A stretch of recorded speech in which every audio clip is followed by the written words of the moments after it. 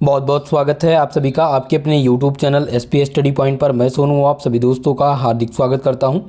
दोस्तों आज की ये क्लास है BSc second year fourth semester के छात्र छात्राओं के लिए, जिसमें आज हम डिस्कस करने वाले हैं बॉटनी का क्वेश्चन पेपर। दोस्तों ये क्वेश्चन पेपर अभी हाल ही में प्रोफेसर राजेंद्र सिंह रज्जू भैया यूनिवर्सिटी में आयोजित कराया गया है। ऐसे छात्र छात्राएँ जिनका इस बार का एग्ज़ाम लिखित पैटर्न के आधार पर होना है, उनके लिए ये मॉडल पेपर या क्वेश्चन पेपर बहुत ही महत्वपूर्ण रहेगा दोस्तों, क्योंकि इस क्वेश्चन पेपर में बहुत सारे ऐसे प्रश्न हैं जो रिपीटेड हैं और जो आप सभी के एग्जाम में इस बार पूछे जाएंगे। दोस्तों अभी तक लिखित पैटर्न के आधार पर फोर्थ सेमेस्टर का एग्ज़ाम दो यूनिवर्सिटी ने आयोजित करवाया है। पहला है आजमगढ़ यूनिवर्सिटी और दूसरा इलाहाबाद स्टेट यूनिवर्सिटी, जिसका क्वेश्चन पेपर मैं डिस्कस कर रहा हूँ। तो आप सबको दोनों क्वेश्चन पेपर ध्यानपूर्वक देख करके और उनसे जो रिलेटेड प्रश्न है, जो रिपीटेड प्रश्न है, उनको तैयार कर लेने हैं। एनईपी के अंतर्गत जो आप लोग फोर्थ सेमेस्टर में बॉटनी पढ़ रहे हैं, उसका पेपर टाइटल है इकोनॉमिक बॉटनी, इथेनोमेडिसिन एंड फाइटोकेमिस्ट्री। ठीक है, ये आपका पेपर टाइटल है। दोस्तों आज इस क्वेश्चन पेपर को मैं कम्प्लीटली सॉल्व कराने का प्रयास करूंगा। आप सब लोग कॉपी पेन लेकर के जरूर बैठिएगा, क्योंकि जो इंपॉर्टेंट चीज़ें हैं वो आप नोट करते चलिएगा। ठीक है, चलिए दोस्तों वीडियो को स्टार्ट करते हैं। सभी लोग वीडियो को लाइक शेयर जरूर कर दीजिएगा, और जो भी हमारे इस यूट्यूब चैनल पर नए हैं, अगर अभी तक आपने हमारे इस यूट्यूब चैनल को सब्सक्राइब नहीं किया है, प्लीज़ चैनल को जरूर सब्सक्राइब कर लीजिएगा। समय आपको दोस्तों यहाँ पर 2 घंटे का दिया गया था। 2 घंटे में इस प्रश्न पत्र को आपको हल करना होता है। मैक्सिमम मार्क्स आपका रहता है 75 मार्क्स। अगर टोटल मार्क्स की बात किया जाए तो आपके 100 मार्क्स होते हैं, जिनमें से आपको 25 नंबर मिलते हैं मिड टर्म के, और इसमें से 75 नंबर की आपकी थ्योरी का एग्जाम होता है, जो कि पेपर आयोजित कराया जाता है। आपका पेपर सेक्शन वाइज होता है, सेक्शन ए, सेक्शन बी और सेक्शन सी। सेक्शन ए में वेरी शॉर्ट टाइप के प्रश्न पूछे गए थे, जो कि अति लघुत्तरीय प्रश्न होते हैं। दोस्तों यहाँ पर इस यूनिवर्सिटी में केवल और केवल 5 प्रश्न पूछे गए हैं।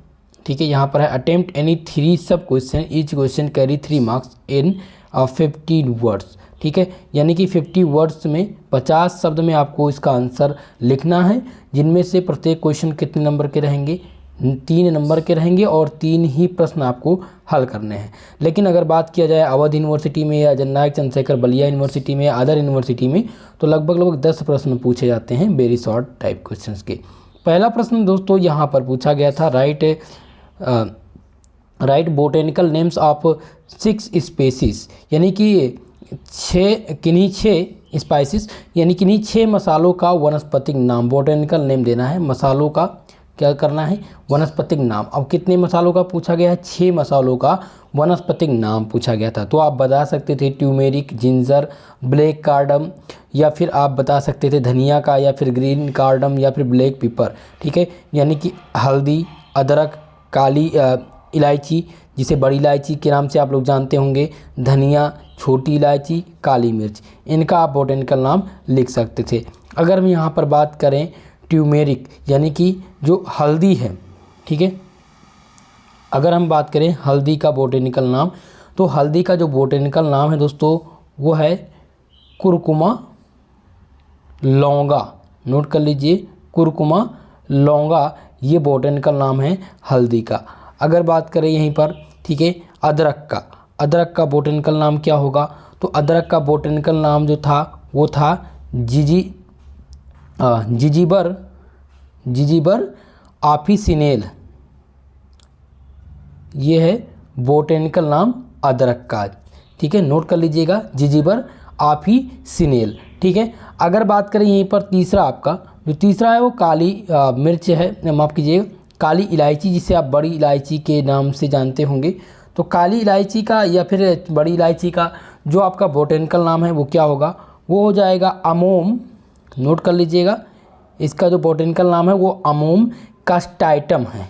अमोम कस्टाइटम, ये है काली इलायची का बोटेनिकल नाम। काली इलायची मुख्य रूप से पूर्वी हिमालय क्षेत्र, नेपाल, सिक्किम या भूटान में पाई जाती है। अगर बात करें यहीं पर धनिया, ठीक है, कि धनिया का बोटेनिकल नाम क्या होगा, तो धनिया का जो बोटेनिकल नाम है वो है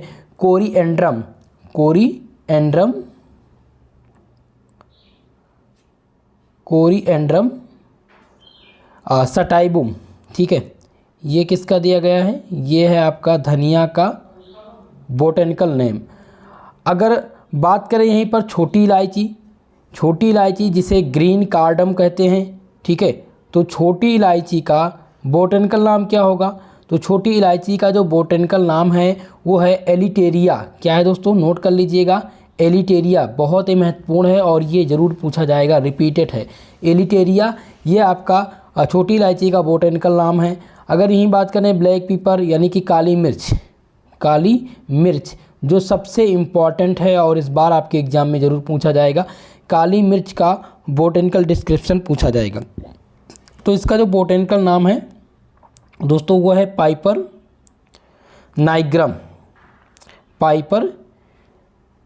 नाइग्रम, ये बोटैनिकल नाम है किसका? काली मिर्च का, ठीक है। ये पाइपेरेसी परिवार का सदस्य है, ठीक है। ये किस परिवार से संबंधित है? काली मिर्च की अगर बात किया जाए, पूछा जाए कि इसका फैमिली, तो काली मिर्च की जो फैमिली है यानी कि इस वर्ग के तत्व हैं ये, तो ये पाइपेरेसी परिवार का ये सदस्य है, ठीक है। तो ये 6 प्रकार के यहाँ पर मसालों के नाम पूछे गए थे जो कि बहुत ही महत्वपूर्ण है। और मसालों में आपका हल्दी, अदरक, काली मिर्च ये बहुत इम्पॉर्टेंट है। 3 नोट कर लीजिए। पहला है आपका काली मिर्च, दूसरा आपका हो जाएगा अदरक जो कि बोटैनिकल डिस्क्रिप्शन पूछा जाएगा, और तीसरा जो सबसे इम्पॉर्टेंट है वह है हल्दी, ठीक है। इतनी बात ध्यान रखेंगे। चलिए नेक्स्ट क्वेश्चन देखते हैं। अगला प्रश्न जो पूछा गया है वो पूछा गया है what do you understand by Ayush? Ayush से आप क्या समझते हैं? ये क्वेश्चन दोस्तों आप देखिए बी नंबर प्रश्न, ठीक है। यह क्वेश्चन आजमगढ़ यूनिवर्सिटी में भी पूछा गया था। महाराजा सुहेलदेव आजमगढ़ यूनिवर्सिटी का अगर आपने क्वेश्चन पेपर देखा होगा तो ये क्वेश्चन पूछा गया था, और ये आप सभी के यूनिवर्सिटी में पूछा जाएगा, 100% कन्फर्म है। तो इस क्वेश्चन को ध्यानपूर्वक समझिएगा। देखिए दोस्तों, जो आयुष है, आयुष का जो फुल फॉर्म होता है वो होता है आयुर्वेद, योग और प्राकृतिक चिकित्सा, ठीक है। इसका जो फुल फॉर्म है वो क्या है दोस्तों? वो है आयुर्वेद, योग और प्राकृतिक चिकित्सा। अब इसे कंप्लीटली यानी संयुक्त रूप से क्या कहते हैं आयुष को? संयुक्त रूप से इसका जो फुल फॉर्म है यानी कि इसको कहते हैं आयुर्वेद, योग और प्राकृतिक चिकित्सा, यूनानी, सिद्धा और होम्योपैथी विभाग। ये आयुष अगर पूछा जाए कि आयुष किससे संबंधित, तो आप बताएंगे कि आयुष आयुर्वेद, योग और प्राकृतिक चिकित्सा, यूनानी, सिद्ध और होम्योपैथिक विभाग से संबंधित है। आयुष आयुर्वेद, योग और प्राकृतिक चिकित्सा का एक संक्षिप्त विवरण है। ये किसका? ये आयुर्वेद, योग और प्राकृतिक चिकित्सा का एक प्रकार का संक्षिप्त विवरण है। यह भारत सरकार का एक सरकारी अंग भी है। जो आयुष है दोस्तों ये भारत सरकार का एक प्रकार का संयुक्त अंग भी है, इसको आप ध्यान रखेंगे। अगर बात करें कि आयुष का उद्देश्य क्या है, इसका उद्देश्य दोस्तों क्या है, आयुष का जो उद्देश्य है ये क्या है, तो इसका उद्देश्य है उपयुक्त की शिक्षा और अनुसंधान को बढ़ावा देना। आयुष मंत्रालय को 9 नवंबर 2014 को आयुष विभाग को विस्तृत रूप कर बनाया गया था। जो आयुष मंत्रालय है, ठीक है, इसको विस्तृत रूप से बढ़ाया गया। कब बढ़ाया गया है? 9 नवंबर 2014 में, ठीक है। आयुष मंत्रालय के रूप में आयुष औषधीय जो प्रणाली हैं उनमें पढ़ाने वाले शैक्षिक संस्थान के लिए बुनियादी ढांचा तैयार करने में शामिल किया है। इनमें कई प्रकार के प्रमुख जो राष्ट्रीय संस्थान हैं वो सम्मिलित हैं। आयुष के अंतर्गत कितने प्रकार के जो राष्ट्रीय अनुसंधान संस्थान हैं वो सम्मिलित हैं? पहला आपका हो जाएगा नेशनल इंस्टीट्यूट ऑफ आयुर्वेद जो कि जयपुर में स्थित है। कहाँ पर स्थित है दोस्तों? ये हो जाएगा NIAG, national institute of Ayurveda, जो कि कहाँ पर स्थित है? सिचुएटेड कहाँ पर है? जयपुर में। दूसरा जो आयुष से संबंधित है वो है नेशनल इंस्टीट्यूट ऑफ यूनान मेडिसिन, जो कि कहाँ पर स्थित है? ये स्थित है बंगलोर में, माफ़ कीजिएगा, नेशनल इंस्टीट्यूट ऑफ यूनानी मेडिसिन जो कि स्थित है बंगलोर में। तीसरा अगर आप इसी में लिखेंगे आयुष से संबंधित तीसरा, तो ये तीसरा हो जाएगा आपका नेशनल इंस्टीट्यूट ऑफ सिद्धा, ठीक है, जो कि कहाँ पर स्थित है? चेन्नई में स्थित है। कहाँ पर स्थित है दोस्तों? चेन्नई में स्थित है। तो आपको चेन्नई लिखने था। आपको चौथा लिखना था, चौथा प्रकाश, चौथे में आपको लिखना था नेशनल इंस्टीट्यूट ऑफ होम्योपैथी, जो कि कहाँ पर स्थित है, कोलकाता में। कहाँ पर स्थित है दोस्तों, national institute of homeopathy Kolkata में स्थित है। और पांचवा प्रकार इसमें था जो कि था नेशनल इंस्टीट्यूट ऑफ आयुर्वेदा विद्यापीठ, जो कि कहाँ पर स्थित है, न्यू दिल्ली में स्थित है। ठीक है, ये आपको इतना इसके बारे में आपको लिखना था। ये है आयुष। आयुष का अगर आसान भाषा में एक वर्ड्स में आपको बताना हो कि ये क्या है, तो आप बताएंगे आयुष एक प्रकार का ऐसा संस्थान है, या एक प्रकार का ऐसा दोस्तों एक प्रकार का संक्षिप्त विवरण है जिसके अंतर्गत आयुर्वेद, योग और प्राकृतिक चिकित्सा, यूनानी सिद्धा और होम्योपैथी विभाग इसमें सम्मिलित हैं। ये भारत सरकार का एक प्रकार का सरकारी अंग है जिसके अंतर्गत विभिन्न प्रकार के आयुष मंत्रालय से संबंधित आयुष औषधीय प्रणाली पढ़ाने वाले शैक्षिक संस्थानों के लिए एक प्रकार का बुनियादी ढांचा तैयार करने के लिए इसको शामिल किया गया है। इसमें प्रमुख रूप से कई प्रकार के राष्ट्रीय जो है संस्थान वो सम्मिलित हैं। ठीक है, तो ये आप इस प्रकार से लिख सकते हैं। नेक्स्ट क्वेश्चन जो पूछा गया था वो था डिफाइन द फार्मेकोजेनेसी। फार्मेकोनोसिस की क्या है, फार्मेकोनोसिस क्या है, फार्मेकोजेनेसिस से कहते हैं। ठीक है, इसकी परिभाषा आपको बतानी है। तो दोस्तों जो फार्मेकोजेनेसी है वो क्या होता है, फार्मेकोजेनेसी कई स्वाभाविक रूप से होने वाली फार्मेकोलिक के चिकित्सीय अनुप्रयोग का एक प्रकार का अध्ययन है। इसके अंतर्गत इतिहास, उत्पत्ति, किसी भी प्रकार के जो प्लांट हैं, किसी भी प्रकार के जो बोटेनिकल नेम है या बोटेनिकल चीज़ें हैं, उनके इतिहास यानी उनका इतिहास क्या है, उनकी उत्पत्ति कैसे हुई है, या फिर उनके विवरण या उनकी खेती की तकनीक, सक्रिय सामग्री, औषधि उसमें किस प्रकार से प्रयोग की जाएगी, इसकी पहचान आप कैसे करेंगे, आइडेंटिफाई कैसे करेंगे, या फिर आप इसका परीक्षण कैसे करेंगे, परीक्षण, संरक्षण के तरीके, विकल्प और मिलावट, कई प्रकार के पहलू इसमें संबंधित होते हैं। तो आपको अगर पूछा जाए फार्मेकोजेनेसिस, तो आप लिखेंगे फार्मेकोजेनेसिस कई प्रकार के स्वाभाविक रूप से होने वाली फार्मेकोटुल्क्लब के चिकित्सीय अनुप्रयोगों का एक प्रकार का अध्ययन है जिसके अंतर्गत इतिहास, उत्पत्ति, विवरण, खेती की तकनीकें, सक्रिय सामग्री, औषधीय उपयोग, पहचान, परीक्षण, संरक्षण के तरीके, विकल्प और मिलावट सम्मिलित हैं। ठीक है, ये आप इसका उत्तर इस प्रकार से लिख सकते हैं। नेक्स्ट क्वेश्चन देखिए, अगला प्रश्न पूछा गया था डी नंबर। देखिए दोस्तों, फार्मेकोजेनेसिस आपका वेरी मोस्ट इंपॉर्टेंट है, इसको ट्रिपल स्टार से मैं मेंशन कर दे रहा हूँ, ध्यानपूर्वक इसको तैयार कर लीजिएगा। डी नंबर प्रश्न है, what do you understand by the organoleptic evolution of drugs. दवाओं के ऑर्गेनोलेप्टिक मूल्यांकन से आप क्या समझते हैं। ये क्वेश्चन रिपीटेड तो नहीं है, लेकिन मेडिसिन से संबंधित तो क्वेश्चन आपके एग्जाम में बनने हैं। अगला प्रश्न देखिए, ई नंबर जो सबसे इम्पोर्टेंट है और आपके एग्जाम में रिपीट जरूर होगा, ये आईपीआर का प्रश्न है जिसमें आप पढ़ेंगे ट्रेडिशनल नॉलेज के बारे में, कॉपीराइट क्लेम के बारे में पढ़ेंगे। तो यहाँ पर पूछा गया था व्हाट इज कॉपीराइट, कॉपीराइट क्या है। कॉपीराइट का अर्थ आप सब समझ ही रहे होंगे, जैसे आप किसी भी ओरिजिनल म्यूज़िक है, जैसे मैं आप लोग को क्लास दे रहा हूँ, अगर आप क्लास को कॉपी करके और इसको बेचते हैं या आप किसी को और किसी भी व्यक्ति के साथ साझा करते हैं, तो ये एक प्रकार का कॉपीराइट क्लेम है। जैसे यूट्यूब पर आप देखते होंगे, अगर आप शॉर्ट वीडियो बनाते होंगे, तो अगर आप शॉर्ट्स बनाते हैं तो आप क्या करते हैं कि आप कोई भी इमेज लेकर के और कोई भी सॉन्ग चूज करके आप लगा देते हैं, लेकिन आप जब लगाते हैं तो आप पर उस पर कॉपीराइट क्लेम आता है। ठीक है, क्योंकि वो म्यूज़िक किसी और की होती है, आपकी नहीं होती है। अगर किसी भी चीज़ है, कोई भी चीज़ है, अगर किसी दूसरे का लाइसेंस आपके पास नहीं है तो उस पर आपको कॉपीराइट क्लेम आएगा।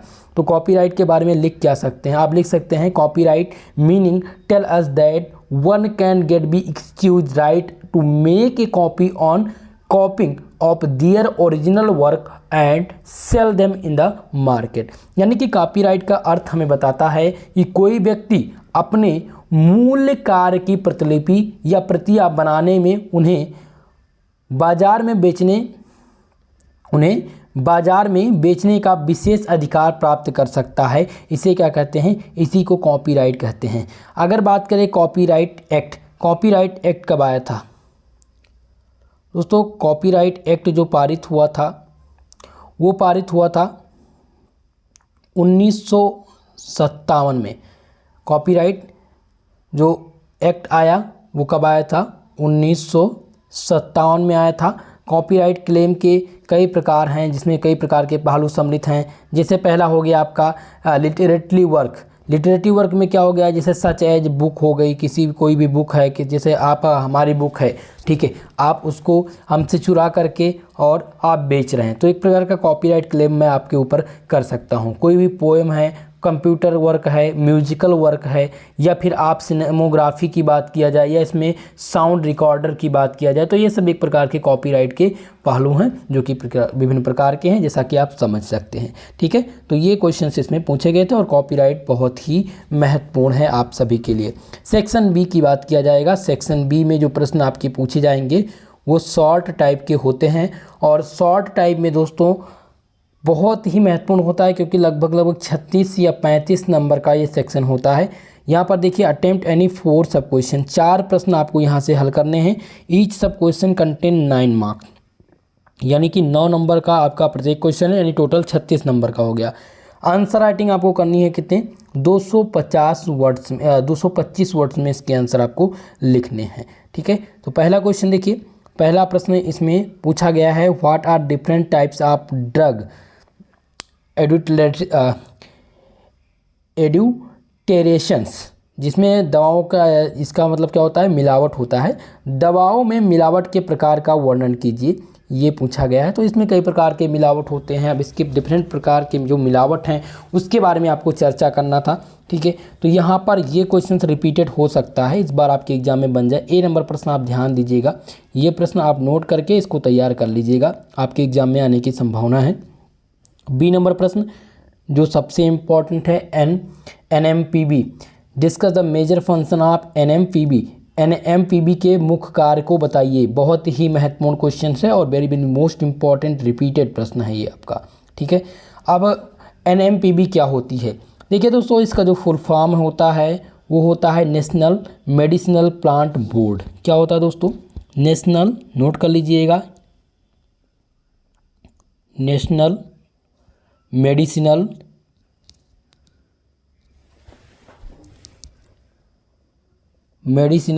Plant board.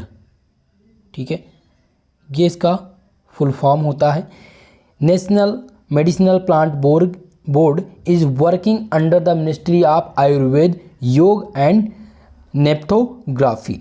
ठीक है, NMPB stabilized by the government of India in 24 November सन 2000। ओके, तो अगर आप से पूछा जाए NMPB के बारे में, तो आप NMPB के बारे में क्या बताएंगे? इसका जो फुल फॉर्म होता है वो होता है नेशनल मेडिसिनल प्लांट बोर्ड।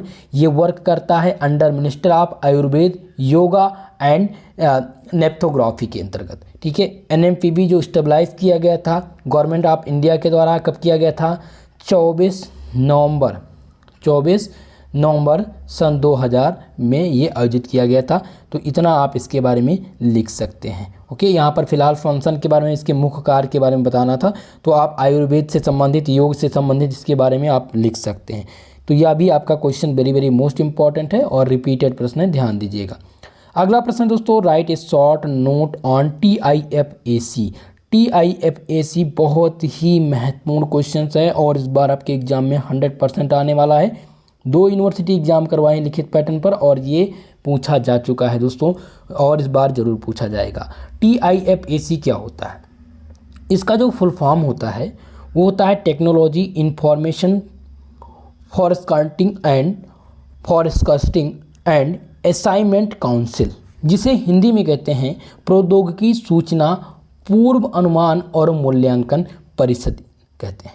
ठीक है, इसकी जो स्थापना की गई थी वो की गई थी 1988 में। कब की गई थी? 1988 में इसका स्थापना किया गया था।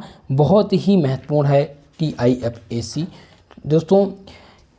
इसका फुल फॉर्म ज़्यादातर पूछ लिया जाता है, कभी कभी वेरी शॉर्ट टाइप में पूछ लिया जाता है, right the full form of TIFA, या फिर आपसे पूछ लेता है WTO, या इसी में पूछ लेता है TIFAC। ठीक है, तो ये क्वेश्चन आप ध्यान रखेंगे। मॉडल पेपर आप एक बार ज़रूर देखिए, जो मैंने मॉडल पेपर आप लोग को प्रोवाइड कराए हैं वो मॉडल पेपर एक बार ज़रूर देखिए। ये सारे के सारे प्रश्न आपको हमारे मॉडल पेपर से ही मिलेंगे, सबका सब पूछा गया है जो कि मॉडल पेपर से। इसमें लगभग 2 से अभी तक मुझे 2 प्रश्न मिले हैं जो अभी तक मॉडल पेपर से नहीं है, बाकी सभी मॉडल पेपर से ही पूछे गए हैं। नेक्स्ट क्वेश्चन दोस्तों D नंबर प्रश्न है जो पूछा गया, what is hydroponics, discuss the advantage and disadvantage. Hydroponics क्या है, इसके फ़ायदे और नुकसान आपको बताने हैं। ठीक है, तो सबसे पहले हम जान लेते हैं कि हाइड्रोपोनिक सिस्टम क्या होता है। हाइड्रोपोनिक्स सिस्टम एक प्रकार का ऐसा सिस्टम होता है जिसके अंतर्गत वैज्ञानिक विधि का उपयोग करके बिना मिट्टी के खेती कर सकते हैं आप। इस तकनीक में सिर्फ किसकी ज़रूरत होती है, पानी और कंकड़ या फिर रेता यानी कि बालू या फिर मोरंग, इनका उपयोग करके क्या कर सकते हैं आप, खेती कर सकते हैं। तो आप यहाँ पर कह सकते हैं कि हाइड्रोपोनिक सिस्टम एक प्रकार की ऐसी विधि है, एक प्रकार की ऐसी वैज्ञानिक विधि है जिसका उपयोग करके बिना मिट्टी के खेती हम कर सकते हैं। इस तकनीक में सिर्फ पानी या कंकड़ से खेती की जा सकती है। हाइड्रोपोनिक सिस्टम को आमतौर पर एक्वाकल्चर और न्यूट्रीकल्चर कहते हैं। इसको हाइड्रोपोनिक सिस्टम को क्या कहते हैं, आमतौर यानी आम भाषा में इसे कहते हैं एक्वाकल्चर, और दूसरा क्या कहते हैं इसको, न्यूट्रीकल्चर। नोट कर लीजिए इसको, न्यूट्रीकल्चर। ये जो आप क्वेश्चन देख रहे हैं हाइड्रोपोनिक्स का वो 100% कन्फर्म है आपके एग्जाम में आना। तो हाइड्रोपोनिक्स सिस्टम को आमतौर पर एक्वाकल्चर और न्यूट्रीकल्चर के रूप में भी जानते हैं, जिसमें हाइड्रोपोनिक सिस्टम में जब आप खेती करते हैं तो खेती में क्या होता है, इसमें मिनरल्स, न्यूट्रिएंट्स सॉल्यूशन की मदद से बिना मिट्टी के फसल उगाना संभव है। एक प्रकार की ये वैज्ञानिक विधि है। ओके, तो इतना क्वेश्चन आप ध्यान रखिएगा। ये D नंबर प्रश्न है जो आपका बहुत ही महत्वपूर्ण प्रश्न है, वेरी मोस्ट इम्पॉर्टेंट, आपके एग्जाम के लिए बहुत ही फायदेमंद रहेगा और ये पूछा जाएगा जरूर शॉर्ट सेक्शन में। अगला प्रश्न इसमें पूछा गया था, discuss about the different type of volatile oil obtained from plant. पौधों से प्राप्त होने वाले विभिन्न प्रकार के वाष्पशील तेलों का वर्णन कीजिए। यहाँ पर क्या पूछा गया है, वाष्पशील तेल पूछे गए हैं। तो वाष्पशील तेल पूछे जा सकते हैं या फिर आपसे इसेंशियल ऑयल पूछे जा सकते हैं। ठीक है, ध्यान दीजिएगा, इसेंशियल ऑयल पूछे जा सकते हैं, नॉन इसेंशियल ऑयल पूछे जा सकते हैं। इसी के अंतर्गत टिम्बर ट्री आप तैयार कर लीजिएगा।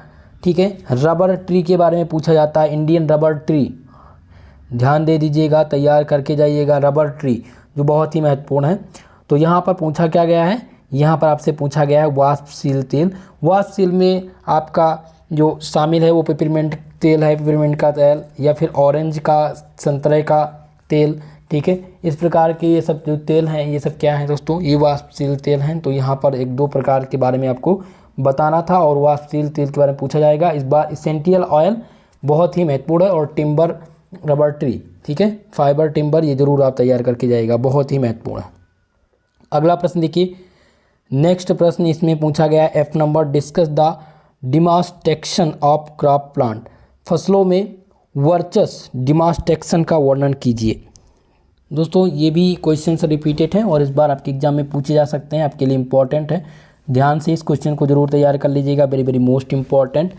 नेक्स्ट प्रश्न देखिए, G नंबर प्रश्न है, describe the medicinal except of any 3 common plant use by tree.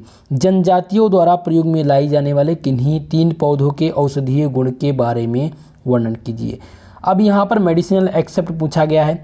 ठीक है, describe the medicinal except of any 3 common plant use by the tribes, यानी जनजातियों द्वारा। अब जनजातियों द्वारा उपयोग किया जाने वाला, अब अगर ऐसा मेडिसिनल एक्सेप्ट पूछा जाता तो आप हल्दी कह देते, दूसरा था आपका अदरक, तीसरा आप लिख सकते थे इसमें पीपल। ठीक है, ये सब मेडिसिनल एक्सेप्ट ट्री हैं। ठीक है, फिलहाल इस पे आप देख लीजिएगा एक बार, ये आपसे औषधीय गुण जरूर पूछे जाएंगे, 100% ये क्वेश्चन आपसे पूछा जाने वाला है। मेडिसिनल एक्सेप्ट आपसे ज़रूर पूछा जाएगा, जिसमें आप अदरक, हल्दी और पीपल के गुण यहाँ पर लिख सकते थे। Very very most important. Botanical नाम जरूर आपको यहाँ पर देना है। सेक्शन सी की बात करते हैं। सेक्शन सी में जो प्रश्न आपके पूछे जाते हैं वो लॉन्ग टाइप के होते हैं। 2 प्रश्न ही आपको यहाँ से हल करने हैं दोस्तों। इसका आंसर लगभग 500 शब्दों में आपको देना होता है। पहला प्रश्न देखिए जो कि पूछा गया है, describe the Vavilov centre of discovery of crop plant. Vavilov के फसलीय पौधों के विविधता के केंद्र के बारे में वर्णन कीजिए। दोस्तों आपका फर्स्ट यूनिट का ये प्रश्न है, और फर्स्ट यूनिट जब आप पढ़ेंगे तो आप पढ़ेंगे centre of origin. Centre of origin, centre of origin जब आप पढ़ेंगे तो इसमें आप प्राइमरी सेंटर ऑफ ओरिजिन पढ़ेंगे, primary centre of origin, secondary centre of origin. तो प्राइमरी और सेकेंडरी ये दोस्तों आपके लिए बहुत ही महत्वपूर्ण है। सेंटर ऑफ ओरिजिन में प्राइमरी सेंटर ऑफ ओरिजिन और secondary centre of origin discuss पूछ लिया जाता है। Right A short note on primary centre of origin, या पूछ लिया जाता है centre of origin. Centre of origin में बेबीलोय सेंटर ऑफ ओरिजिन ये बहुत ही महत्वपूर्ण है और ये ज़रूर पूछा जाता है। ठीक है, 2 बातें और इसमें आप नोट कर लीजिएगा। एक तो नोट कर लीजिए चावल, दूसरा आप नोट कर लीजिए गेहूँ। इसका बोटेनिकल डिस्क्रिप्शन ज़रूर तैयार करके जाइएगा, आपके लिए बहुत ही महत्वपूर्ण क्वेश्चन ये रहेगा, आपके एग्ज़ाम में ज़रूर पूछा जाने वाला है। तो आप पहला जो बता चुका हूँ चावल, और दूसरा आप नोट कर लेंगे इसमें गेहूँ। हो सकता है इस बार रिपीट हो, मॉडल पेपर में मैंने मेंशन कर दिया। बोटेनिकल डिस्क्रिप्शन बहुत ही महत्वपूर्ण है। ओके, और जो आपका नेक्स्ट ये लॉन्ग टाइप का है, लॉन्ग टाइप में बेबीलोय सेंटर ऑफ ओरिजिन जरूर पूछा जाता है, और यहाँ पर आप देख सकते हैं पूछा भी गया है। मॉडल पेपर में मैंने इस चीज़ का मेंशन भी किया था। अगला प्रश्न देखिए दोस्तों जो पूछा गया है, right and essay of intellectual property right, यानी कि IPR पूछा गया है। क्या पूछा गया है? IPR, जिसे हिंदी में कहते हैं बौद्धिक संपदा का अधिकार। क्या कहते हैं दोस्तों? बौद्धिक संपदा का अधिकार कहते हैं। तो बौद्धिक संपदा का अधिकार क्या है ये आपसे पूछा जाएगा। IPR जब आप पढ़ेंगे तो IPR में आप क्या क्या पढ़ेंगे, जैसा कि मैंने इसमें आप लोग को बताया भी है कि आप IPR एंड ट्रेडिशनल नॉलेज, ये आपका जो यूनिट नंबर 6 है, यूनिट नंबर 6 के अंतर्गत पढ़ना आपको क्या है? IPR पढ़ना है। माफ़ कीजिएगा, चौथा यूनिट आपका है। ठीक है, चौथे यूनिट में आप पढ़ेंगे IPR, जो सबसे ज़्यादा क्वेश्चंस यहाँ से पूछे जाएंगे दोस्तों, ध्यान दीजिएगा। IPR जब पढ़ेंगे आप तो IPR में आप पढ़ेंगे, क्या पढ़ेंगे? पेटेंट के बारे में पढ़ेंगे। पेटेंट क्या है, इसी में आप कॉपीराइट क्लेम के बारे में पढ़ेंगे, ट्रेडमार्क क्या होता है। ठीक है, अब जब कॉपीराइट पढ़ेंगे, कॉपीराइट से क्वेश्चन पूछा गया था, मूवी, सॉन्ग या फिर लिटरेटरी वर्क या फिर आप फोटोग्राफिक्स, इसके बारे में पढ़ेंगे। फिर इसी के अंतर्गत आप पढ़ेंगे, क्या पढ़ेंगे? Trademark. What is trademark, question पूछा जाता है व्हाट इज ट्रेडमार्क, बहुत ही महत्वपूर्ण है और IPR जरूर इम्पॉर्टेंट है आपके लिए। तो इसे कहते हैं हिंदी में बौद्धिक संपदा अधिकार, जिसमें आपको 2 चीज़ें बहुत ही कॉमन है। एक तो आप नोट कर लीजिए इसमें पेटेंट, पेटेंट, दूसरा आपको तैयार करना है कॉपीराइट क्लेम, तीसरा इसी में आपको नोट कर लेना है जो कि है ट्रेडमार्क, जो बहुत ही महत्वपूर्ण है। यहाँ से प्रश्न जरूर आपके एग्जाम में पूछे जाएंगे। इसी के अंतर्गत, इसी चैप्टर के अंतर्गत आप पढ़ेंगे, क्या पढ़ेंगे आप? इसी के अंतर्गत पढ़ेंगे TIFAC, TIFAC। इसे क्या कहते हैं दोस्तों? इसे कहते हैं technology information forecasting and assignment council. ठीक है, ये आपसे पूछ लिया जाएगा, इसके बारे में कंप्लीटली आपको यहाँ पर बताना होगा।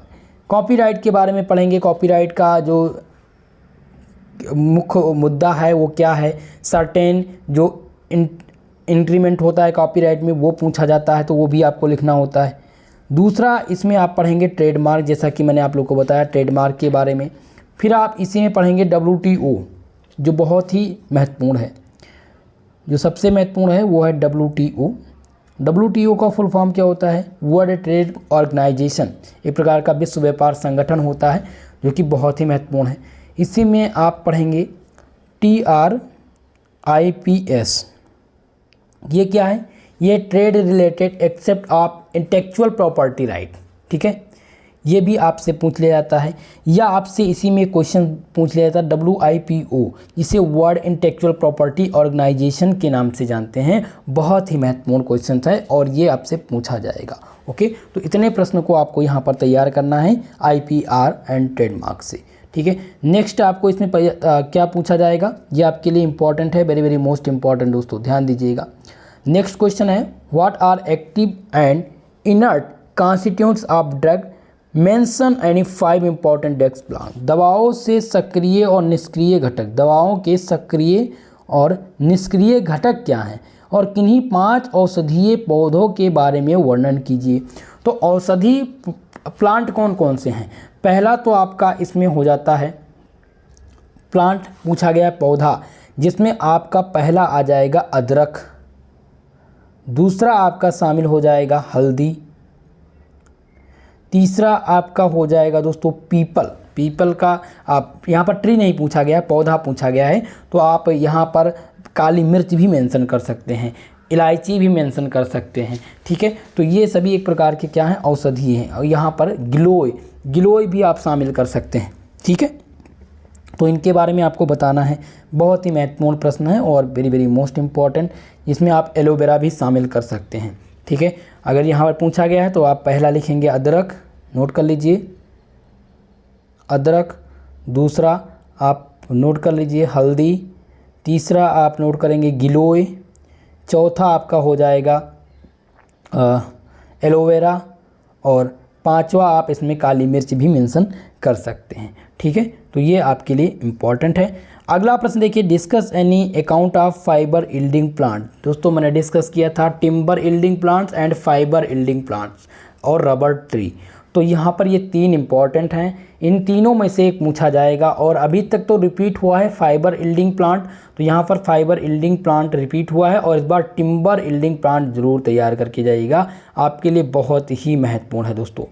तो इस तरह क्वेश्चन पेपर में जितने भी प्रश्न पूछे गए थे वो मैंने बताया।